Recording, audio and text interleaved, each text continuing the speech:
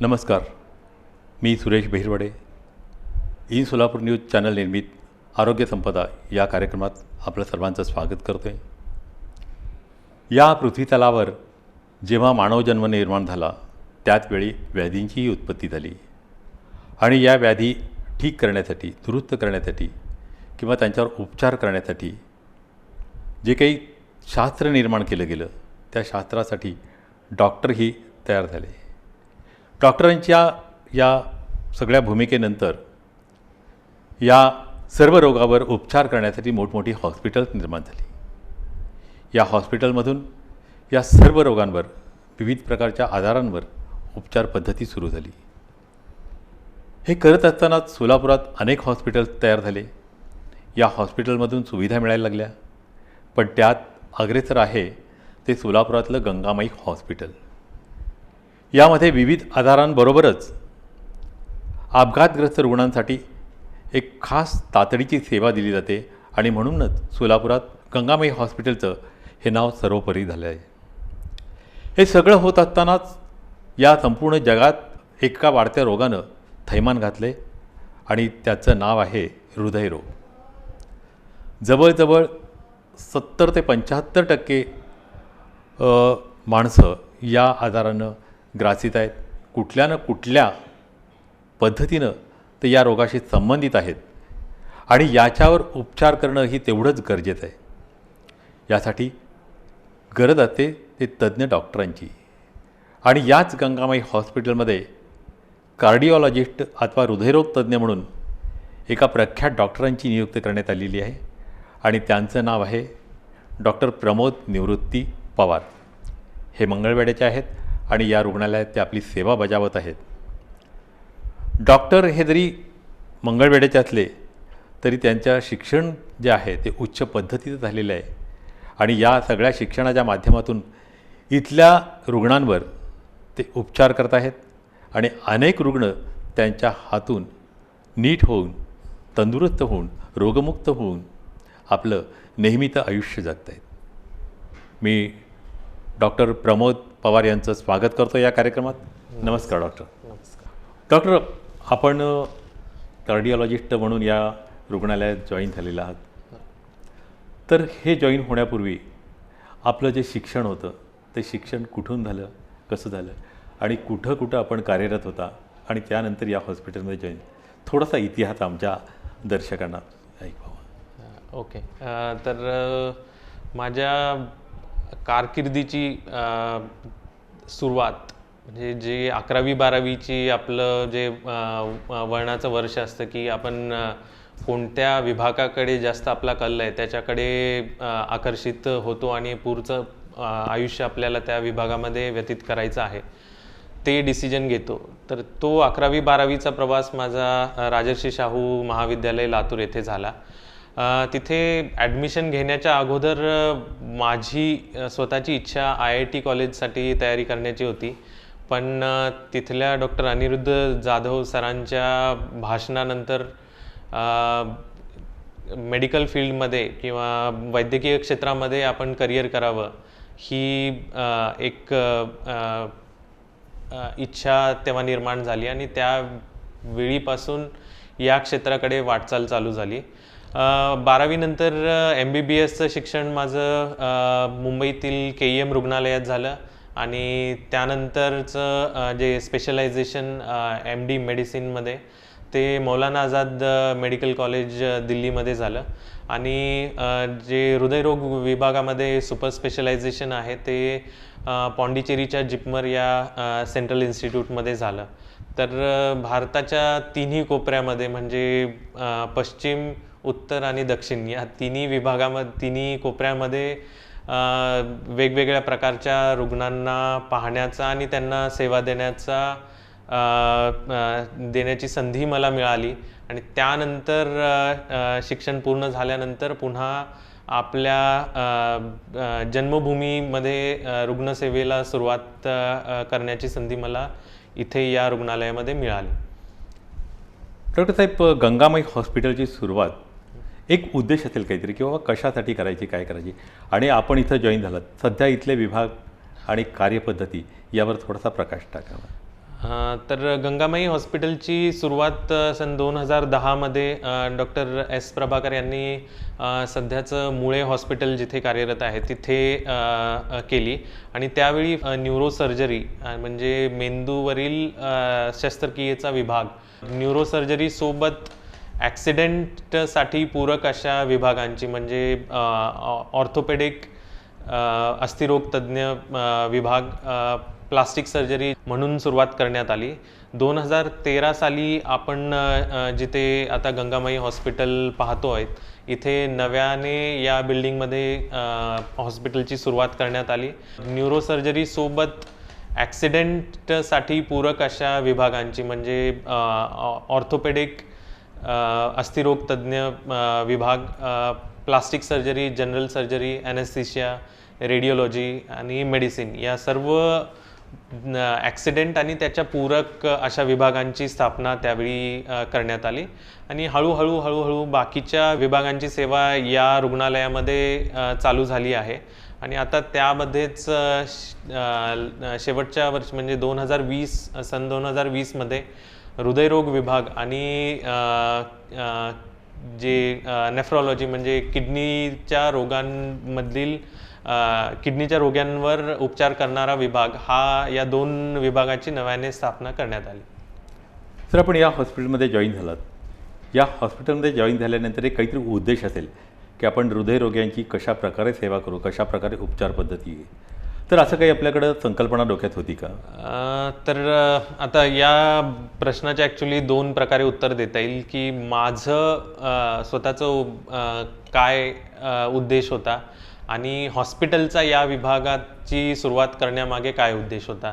जर हॉस्पिटलच्या दृष्टीने जर सांगायचं झालं तर असं होतं की हृदयरोगांच्या सेवेसाठी बऱ्याच गोष्टी सध्याही चालू आहेत आणि त्याच्यामध्ये जितक्या नवनवीन गोष्टी आणि नवनवीन तंत्रज्ञान दिवसेंदिवस येत आहेत, ते तंत्रज्ञान इथल्या लोकांसाठी उपलब्ध करून देणं हा मुख्य उद्देश होता. आणि त्यासोबत आपल्या समाजामधला काही असा घटक आहे ज्यांना हृदयरोगाची पूर्ण उपचार पद्धती करून घेण्याची आर्थिक परिस्थिती नसते. तर अशा लोकांचा जो उपचार आहे तो फक्त आणि फक्त आर्थिक परिस्थिती नसल्यामुळे थांबून न राहता त्यांना सरकारी योजनेमार्फत मोफत उपचार त्यांच्यावर करण्यात यावेत आणि त्यांनाही या आजारातून बाहेर काढावं, हे या दोन्ही विचाराने या हॉस्पिटलमध्ये हृदयरोग विभागाची स्थापना करण्यात आली. मी इथे जॉईन करण्याचं सर्वात मोठं कारण म्हणजे मंगळवेढा माझी जन्मभूमी आहे, त्यामुळं आणि माझे सर्व नातेवाईक, सर्व या मातीशी माझं घट्ट नातं आहे. तर या इथल्या लोकांना आपण या सर्व ठिकाणी जे शिक्षण घेतलं, ज्या नवीन गोष्टी आपण शिकलो, त्या सर्व गोष्टींचा आपल्या लोकांना उपयोग व्हावा या हेतूमुळे मी इथे स्थायिक होऊन रुग्णसेवा चालू करण्याचा निर्णय घेतला. म्हणजे मातीचं ऋण फेडण्याचा जो प्रकार आहे तो तुम्ही सध्या करताय. डॉक्टर साहेब, हृदयरोगांचं हे प्रमाण वाढलेलं आहे, तर यामागचं कारण आणि घ्यावयाची काळजी यासंबंधी आपण काय सांगाल? बघा, हृदयरोग विभाग म्हणजे हृदयरोग हा आधीच्या काळामध्ये असा विचार होता की ज्यांचं 50-60 वर्ष वय झालेलं आहे किंवा ज्यांना मधुमेह किंवा उच्च रक्तदाबाचा त्रास आहे, फक्त अशाच लोकांमध्ये किंवा ज्यांना काही प्रकारचं व्यसन आहे अशा लोकांमध्येच हृदयरोग होतो, असा काही लोकांचा समज होता आणि तो काही अंशी बरोबरही होता. पण आजच्या घडीला जर त्याचा विचार केला तर 25-30 वर्षाच्या लोकांमध्ये सुद्धा शुगर म्हणजे मधुमेह किंवा उच्च रक्तदाब यापैकी कुठलीही गोष्ट नसताना, आपल्या घरच्या कुठल्याही नातेवाईकामध्ये हृदयरोगाचा आजार नसताना हा आजार दिसून येत आहेत. तर काही अंशी आपली बदललेली जीवनशैली, बदललेलं आपलं खाणं पिणं आणि रोजच्या सवयी या सर्व गोष्टी कारणीभूत असतात. आणि आणखी एक गोष्ट जी आपण जास्त ज्याकडे लक्ष देत नाही ती गोष्ट म्हणजे वर्क स्ट्रेस, म्हणजे ज्याला आपण जिथे आपण काम करतो तिथल्या कामाचा ताणतणाव. कारण बाहेरच्या गोष्टीचा आपल्या शरीरावर जितका परिणाम होत असतो म्हणजे तितलाच एकंदरीत काय की एखाद्या जर ठिकाणी आपण काम करत असू हा, तर त्या ठिकाणी तिथला असणारा जो ताणतणाव आहे आहे. तो देखील एक कारणीभूत आहे. हो हो हो, नक्की. तर हे सगळं करत असताना आपण या हॉस्पिटलमध्ये जॉईन झालात. तर या हॉस्पिटलमध्ये हृदयरोगाशी संबंधित अशा ज्या सुविधा आहेत त्या सुविधांविषयी थोडंसं की नाही विश्लेषण आपण करावं. तर सुविधा, हृदयरोग विभाग म्हटलं तर सर्वात पहिलं आपल्या डोळ्यासमोर चित्र येतं की अँजिओग्राफी आणि अँजिओप्लास्टी, म्हणजे हृदयाच्या रक्तवाहिन्यांमध्ये झालेले ब्लॉकचं निदान करणं आणि त्याचं उपचार करणं.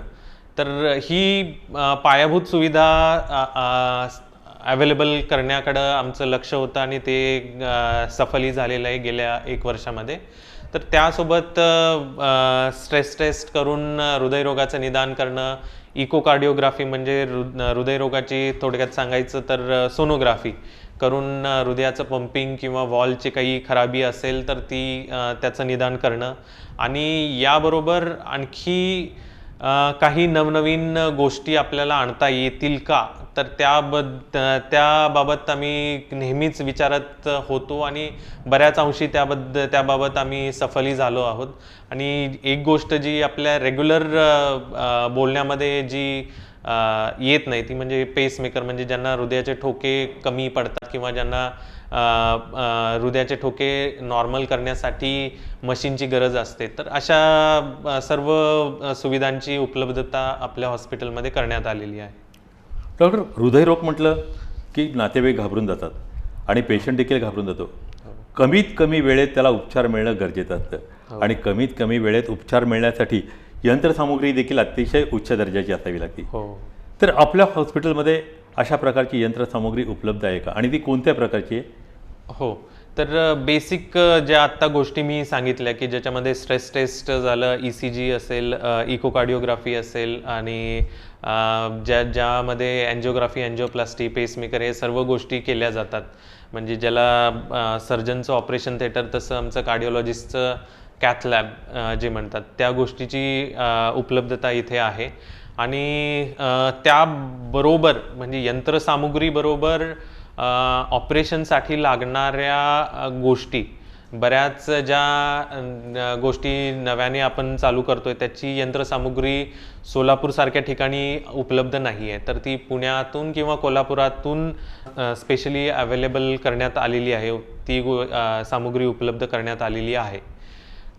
आणि हे सगळं करत असताना एक वेगवेगळे की रोज तंत्रज्ञान की निर्माण होतं, जगात येत असतं.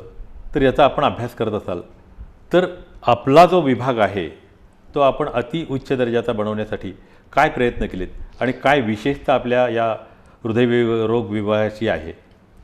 तर जसं आपण सुरुवातच ज्या गोष्टींनी केली की अँजिओग्राफी, अँजिओप्लास्टी आणि पेसमेकर फक्त इथंपर्यंतच हृदयरोग विभागाची व्याप्ती नसून जिथे जिथे आपल्याला ज्या ठिकाणी आपल्या शरीरामधल्या रक्तवाहिन्यांच्या कुठल्याही विकारामध्ये ऑपरेशन न करता त्याच्यावर उपचार करणं शक्य होतं, त्या सर्व गोष्टींमध्ये आपण उतरू शकतो.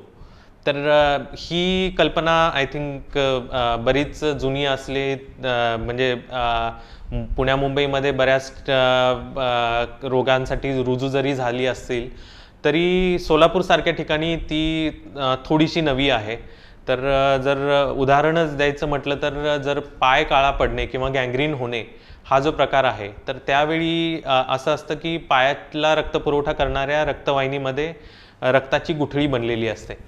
तर अशा वेळी जर 24 तासामध्ये रुग्ण पोहोचत असेल तर ते ऑपरेशन करून किंवा इंजेक्शननी रक्तवाहिनीतली गुठळी विरघळवणं शक्य होतं, पण बऱ्याच वेळी फक्त इंजेक्शननी ती रक्ताची गुठळी विरघळत नाही.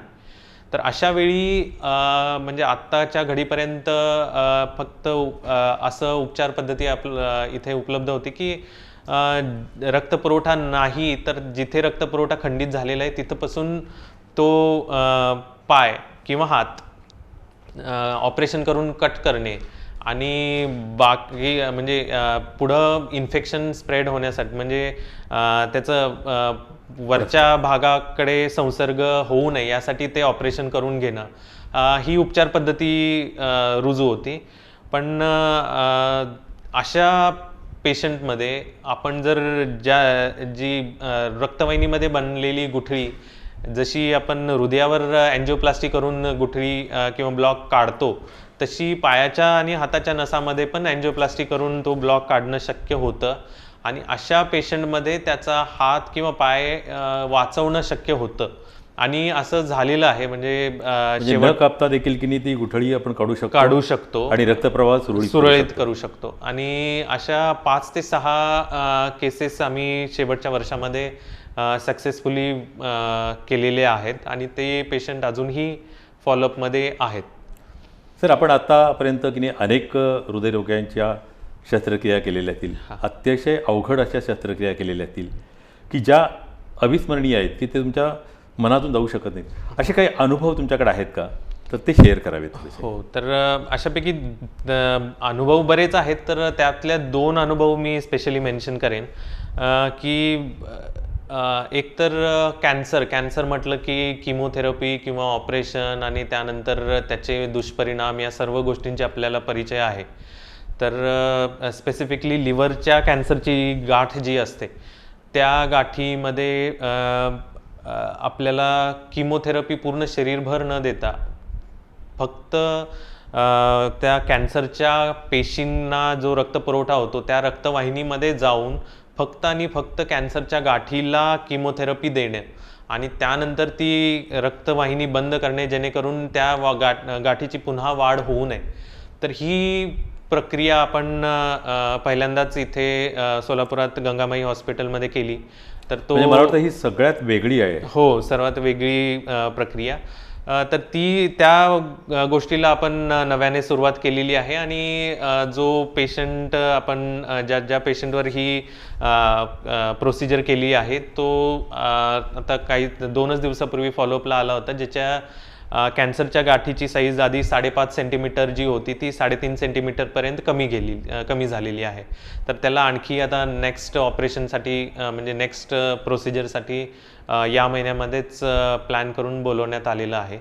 तर हा एक अनुभव. आणि दुसरा अनुभव म्हणजे की जसं तुम्ही म्हणालात की काही वेळा असं वाटतं की म्हणजे खरंच काहीतरी जादू घडते आणि पेशंट ज्यांनी प्राण सोडलेले असतात त्याला आपण परत घेऊन येण्यामध्ये सफल होतो. थोडक्यात चमत्कारच म्हणावं लागतं. हो, तर वैद्यकीय चमत्कार म्हणजे ते ऍक्च्युली असं असतं की जरी डॉक्टर असलो, जरी कुठल्याही विभागामध्ये आपण तज्ज्ञ जरी असलो, तरी आपल्या हातामध्ये प्रयत्न करणं एवढीच गोष्ट असते.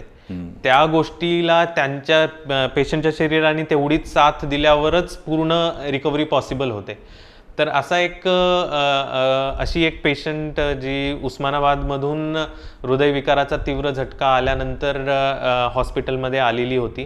तर त्या पेशंटचे नातेवाईक म्हणजे मुलं मुली हे पुण्या मुंबईमध्ये स्थायिक असल्यामुळे दूरचा नातेवाईक त्या पेशंटला घेऊन हॉस्पिटलमध्ये आलेला होता आणि मग त्यांनी सांगितलं की या पेशंटसाठी बेस्ट म्हणजे जी सर्वात चांगली जी काही उपचार पद्धती आहे ती चालू करा आणि पेशंटला वाचवण्यासाठी जे काही करायचं आहे ते त्याला ताबडतोब सुरुवात करा. तर तो पेशंट इमर्जन्सीमध्ये अँजिओप्लास्टीसाठी घेण्यात आला आणि पेशंट ऑपरेशन सुरू होण्यापूर्वीच हृदय पूर्णपणे बंद पडलं. बापरे. आणि म्हणजे पेशंटचा श्वासोश्वास, पुन्हा हृदयाचे ठोके आणि ब्लड प्रेशर या तिन्ही गोष्टी पूर्णपणे थांबल्या होत्या.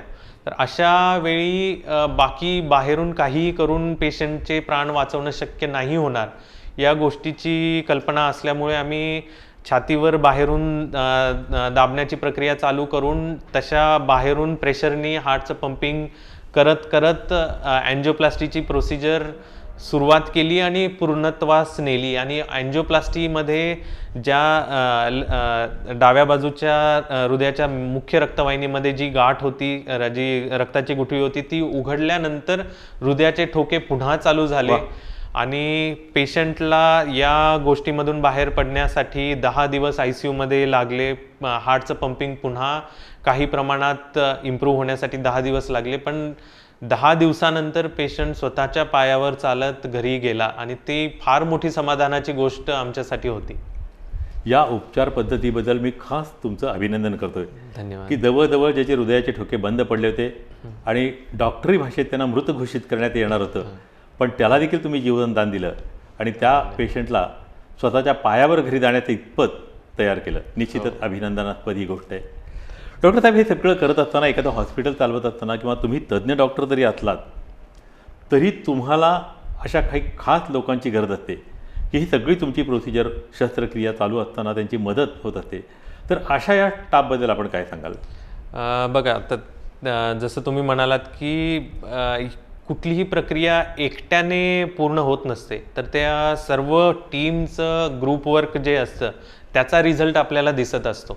म्हणजे आपल्याला जरी वाटत असेल की या अमुक अमुक डॉक्टरकडे गेलो आणि त्यांनी शस्त्रक्रिया केली आणि माझे प्राण वाचवले, तर फक्त अर्धा भाग आहे. म्हणजे पडद्याच्या समोरची बाजू ती असते. तर पडद्याच्या मागे बरेच लोकांचे कष्ट या गोष्टीला पूर्ण करण्यामागे लागलेले असतात.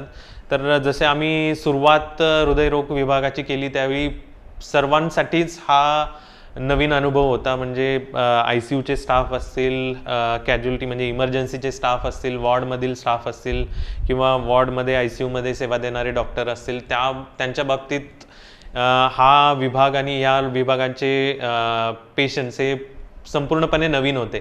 तर त्या लोकांची ट्रेनिंग करणं आणि त्यांना त्यांची काय जबाबदारी आहे आणि त्यांना त्यांच्याकडून कोणत्या गोष्टींची काळजी घेणं आवश्यक आहे याची पूर्ण यादी तयार करण्यात आली आणि प्रत्येकाला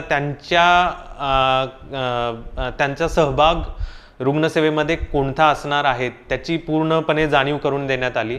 आणि जसं मगाशी सांगितलं की अशा पेशंटमध्ये जेव्हा इमर्जन्सी असते त्यावेळी एखादा सेकंद पेशंटच्या जीवन आणि मृत्यूमध्ये फरक म्हणून दिसत असतो. तर अशा पेशंटमध्ये सर्वांनीच तेवढ्या सक्षमपणे आणि तेवढ्या फास्ट रिॲक्ट करणं आणि आपापल्या जबाबदाऱ्या पूर्णपणे समजून घेऊन मदत करणं ते गरजेचं असतं. आणि तेव्हाच त्या पेशंटला त्या इमर्जन्सी सिच्युएशनमधून बाहेर काढणं शक्य होतं. तर आमचं भाग्य आहे की आम्हाला जी कॅथ लॅबमध्ये ज्या स्टाफ लाभल्या त्या ऑलरेडी 15 ते 20 वर्ष या हृदयरोग विभागामध्ये आणि कॅथ लॅबमध्ये ज्यांनी काम पाहिलेलं आहे. ॲक्च्युली त्यांचा गायडन्स पण काही केसेसमध्ये आम्हाला लाभतो की नाही सर, आपण आय थिंक असं केलं तर बरं होऊ शकतं, तसं असं म्हणजे काही मार्गदर्शनपर सूचना पण त्यांच्याकडून मिळत राहतात. आणि एक अनुभवी व्यक्ती आपल्यासोबत आहे याचं समाधान पण आपल्याला असतं की आपण प्रक्रिया केल्यानंतर ज्या काही गोष्टी आपल्या मागे पाहायच्या आहेत त्या सक्षमपणे पाहिल्या जातात, हे एक मानसिक समाधान असतं आपलं. सर, हृदयरोग विभाग आपण सुरू करून जवळजवळ 1 वर्ष झालं. या 1 वर्षामध्ये अनेक मला वाटतं रुग्ण ठीक होऊन गेले असतील, बरे होऊन गेले असतील, तंदुरुस्त होऊन गेले असतील. पण हे सगळं होत असताना 1 वर्षपूर्तीचा जो आनंद आहे तो निश्चितच तुमच्या चेहऱ्यावर मला दिसतोय. पण या वर्षपूर्तीनिमित्त आपण काही योजना जाहीर करणार आहात का? आणि या संदर्भात काही गरीब रुग्णांसाठी काही मदतीचे हात आपण पुढे करणार आहोत का? हो, तर जसं आपण म्हणालात की 15 जानेवारी 2020 रोजी आपण इथे हृदयरोग विभागाची सुरुवात केली आणि सुरुवातीच्या काही प्रक्रिया आणि फॉर्मॅलिटीज कंप्लीट करून ॲक्च्युअल ऑपरेशन्सना सुरुवात होण्यासाठी 25 फेब्रुवारी 2020 रोजी पहिली शस्त्रक्रिया करण्यात आली. तर या 25 तारखेला त्या ऑपरेशन सुरू करण्याच्या प्रोसेसला 1 वर्ष पूर्ण होतील. तर त्या निमित्ताने डॉक्टर प्रभाकर सर आणि गंगामाई हॉस्पिटलचे ज्या स्टाफ आहेत आणि बाकी हृदयरोग विभाग आणि आमच्या सर्वांच्या संकल्पनेतून एक अशी योजना आम्ही आखली आहे की 22, 23 आणि 24 या 3 दिवसासाठी जे लोक आहेत ज्यांना अँजिओग्राफी, अँजिओप्लास्टी ची गरज आहे आणि फक्त आर्थिक परिस्थिती नसल्यामुळं ते लोक गोष्टींची चाचणी किंवा पुढची उपचार करण्यापासून परावृत्त झालेले आहेत. तर अशा पेशंटना पूर्णपणे मोफत अँजिओग्राफी, अँजिओप्लास्टी आणि स्ट्रेस टेस्ट आणि इकोकार्डिओग्राफी या सर्व सुविधा या 3 दिवसासाठी उपलब्ध करण्यात आलेल्या आहेत. आणि या पूर्ण संकल्पनेमागे मालती प्रभाकर मॅडमची सर्वात मोलाची साथ होती आणि त्यांचं योगदान अतिशय राहिलेलं आहे या सर्व गोष्टींची प्लॅनिंग करण्यामध्ये. म्हणजे 22, 23 आणि 24 तारखेला ज्या रुग्णांना अँजिओप्लास्टी करण्याची गरज आहे पण ज्यांच्याकडं आर्थिक सक्षमता नाही अशा रुग्णांसाठी मोफत उपचार या ठिकाणी गंगामाईमध्ये उपलब्ध आहेत असं डॉक्टरांनी सांगितलेलं आहे. आणि निश्चितच मी अशा रुग्णांना एक आवाहन करू इच्छितो की त्या रुग्णांनी या उपचार पद्धतीचा लाभ घ्यावा आणि आपल्या हृदयरोगाशी असलेल्या सर्व व्यथा दूर करून एक नवीन जीवन जगावं. तर हे सगळं करत असताना काही विमा योजना असतात, तर यांचा आपल्या इथं आलेल्या रुग्णांसाठी काय फायदा होतो आणि कशा प्रकारे राबवले जातात? तर विमा योजना आता तुम्ही माहीत असेल की ज्या प्रायव्हेट कंपनीजच्या बऱ्याच विमा योजना आपल्या हॉस्पिटलमध्ये उपलब्ध आहेत. जवळपास 30 ते 35 प्रायव्हेट कंपनींच्या विमा योजनांशी योजना राबवण्यासाठी आपल्या हॉस्पिटलचं त्या कंपन्यांशी टायअप ऑलरेडी झालेलं आहे. त्याबरोबर सरकारी योजनामध्ये जर विचार केला तर महात्मा ज्योतिबा फुले जन आरोग्य योजना, वाजपेयी आरोग्य योजना, प्रधानमंत्री जन आरोग्य योजना, याबरोबर रेल्वे सोलापूर डिव्हिजनसाठी आरोग्य योजना, पोलीस कुटुंब कल्याण योजना, अशा त्याबरोबरच कारागृहातील अधिकाऱ्यांसाठी काही सरकारी योजना, अशा विविध प्रायव्हेट बरोबर गव्हर्नमेंट योजनांचाही या हॉस्पिटलमध्ये समावेश करण्यात आलेला आहे. सर, गंगामाई हॉस्पिटलचं कार्य मोठं आहे.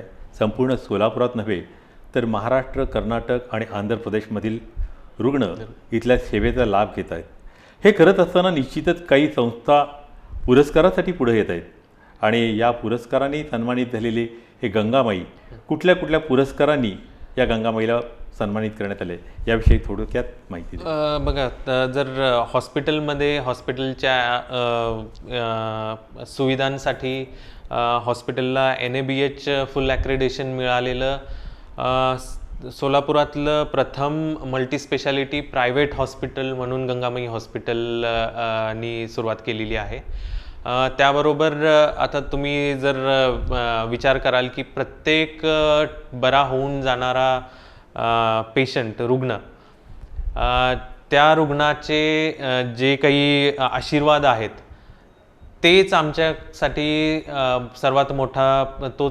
सर्वात मोठा पुरस्कार आहेत. आणि हृदयरोग विभागाचा जर तुम्ही विचार केला तर ज्या वर्षी आपण सुरुवात केली मागच्या वर्षी 2020 तेव्हापासून आतापर्यंत 650 रुग्ण इथे उपचार घेऊन घरी परतलेले आहेत. तर त्या लोकांचे आशीर्वाद हाच आमच्यासाठी सर्वात मोठा पुरस्कार आहे. सर, हृदयरोगाचं वाढतं प्रमाण आणि त्याच्यावर उपचार पद्धती आहेत भरपूर, पण हृदयरोग होऊ नये म्हणून काय काळजी घ्यावी लागेल? बघा, त्यासाठी सर्वात पहिल्यांदा मी जे सांगेन ती जी गोष्ट आम्ही फार प्रामुख्याने आता पाहत आहे की बरेच रुग्ण असे असतात की म्हणजे मला उच्च रक्तदाबाची सुरुवात आहे किंवा मधुमेहाची सुरुवात आहे, तर मला आत्ता सध्या काही त्रास होत नाही तर मी गोळ्या का घ्याव्यात, या मानसिकतेने ते काही दिवसांनी गोळ्या बंद करतात आणि त्यानंतर काहीतरी मोठा प्रॉब्लेम म्हणजे हृदयविकाराचा झटका असेल किंवा पॅरालिसिसचा झटका असेल किंवा किडनीवर त्याचा परिणाम असेल किंवा हृदयावर त्याचा परिणाम होऊन हार्ट फेल होणं, अशा गोष्टी असतील, तर त्या गोष्टी टोकातली म्हणजे शेवटच्या टोकाला गेल्यानंतर त्याचा उपचार चालू करण्याच्या आधी 40शी ओलांडल्यानंतर सर्वांनी जी तपासणी करावी असं जे आव्हान सर्वांना केलं जातं ते यासाठीच असतं की हृदयरोगाच्या आधीची सुरुवात जी असते ती तुमच्या शरीरामध्ये चरबीचं प्रमाण म्हणजे कोलेस्ट्रॉलचं प्रमाण वाढणं किंवा मधुमेहाची सुरुवात किंवा उच्च रक्तदाबाची सुरुवात होते. आणि सुरुवातीच्या वेळी या सर्व गोष्टी आपल्याला बाहेर काही त्रास त्या गोष्टींचा आपल्याला जाणवत नाही. तर त्रास जरी जाणवत नसला तरी येणाऱ्या 10-20 वर्षामध्ये त्या गोष्टी आपल्याला हानिकारक ठरणार आहेत. त्यामुळे सर्वांनी 40 नंतर स्वतःची तपासणी करून यापैकी काही गोष्टींची आपल्याला सुरुवात आहे का याची जाणीव करून घेणे आणि असतील तर ती स्वीकारून त्याची उपचार सुरू करणे याची गरज आहे. याबरोबर सर खानपान आणि व्यायाम याबद्दल आपण काय सांगाल? तर जसं आपण म्हणतो की prevention is always better than cure, म्हणजे काही गोष्टींची सुरुवात झाल्यानंतर त्याचे उपचार करणं यापेक्षा ती गोष्ट होऊ नये यासाठी आपल्याला काही प्रयत्न करता येतात. तर त्यातलं सर्वात म्हणजे ज्या गोष्टी बोलल्या जातात की आपल्या खाण्यापिण्यामध्ये काय गोष्टींचा समावेश असावा, कोणत्या गोष्टींचा नसावा. तर ओव्हरऑल थोडक्यात सांगायचं तर आपल्या खाण्यामध्ये तेलाचं आणि मिठाचं प्रमाण कमीत कमी असावं. त्यामुळं जे काही बाहेरच्या गोष्टी आहेत ज्या तळलेले पदार्थ असतात किंवा ज्यामध्ये मिठाचं प्रमाण जास्त असतं त्या गोष्टींचा आणि स्वीट्स म्हणजे ते कोणतेही असू दे, मग ते आईस्क्रीम्स असू दे किंवा कुठलेही गोड पदार्थ असू दे आपल्या आहारामध्ये त्यांचं प्रमाण कमीत कमी ठेवावं. आणि त्याबरोबर आजकाल एक पद्धत निघाली किंवा एक फॅशन निघाली की जंक फूड खाणं आणि आपली भूक मारणं. तर हे कितपत योग्य आहे? नाही, ते तर पूर्णपणे अयोग्य आहे. आता सर्वांनाच त्या गोष्टींची माहिती असते पण ते आचरणात आणणं तेवढंच लोकांना जास्त अवघड वाटतं. पण तसं काही नाही आहे.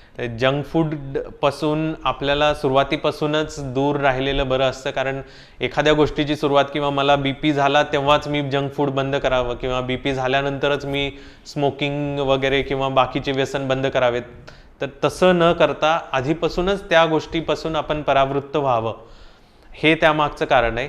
आणि फूडचं म्हणजे आपल्या खाण्यापिण्याचा जेवढा या गोष्टींमध्ये सहभाग असतो त्याबरोबर नियमित व्यायाम करणं, कमीत कमी 20 मिनिट आपण बाहेर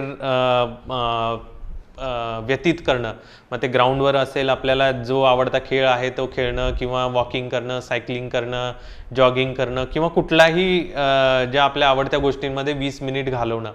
त्याबरोबर आपण जे एकदम सुरुवातीला ज्या गोष्टींचा आपण उल्लेख केला की मानसिक तणाव हाही फार मोठा याचाही फार मोठा सहभाग असतो या सर्व हृदयरोगाला कारणीभूत ठरण्यामागे. तर त्या मानसिक संतुलन ठेवण्यासाठी आपल्या आवडत्या कलेमध्ये आपण अर्धा ते पाऊण तास घालवणं गरजेचं आहे. हो, ताकी म्हणजे जेणेकरून आपल्या दिवसभराच्या ज्या गोष्टीमध्ये आपल्याला जे काही ताणतणाव आलेला आहे त्यातून मुक्त असं होता यावं. एखादी कला असेल, एखादं संगीत ऐकणं असेल किंवा व्यायाम असेल, यामध्ये रममान होणं गरजेचं आहे. तेवढंच. हृदयरोग म्हटलं की जवळजवळ आपल्याला एक प्रकारे घाम सुटतो की आपण हृदयरोगाचे शिकार झालो आहोत. ही भावना मनात येताच घाबरेपणा व्हायला लागतो. या हृदयरोगाच्या आजाराला आणि उपचारात काही क्षणांचं अंतर असतं. काही क्षण जर की व्यतीत झाले तर प्राणावर देखील बेतण्याची शक्यता नाकारता येत नाही.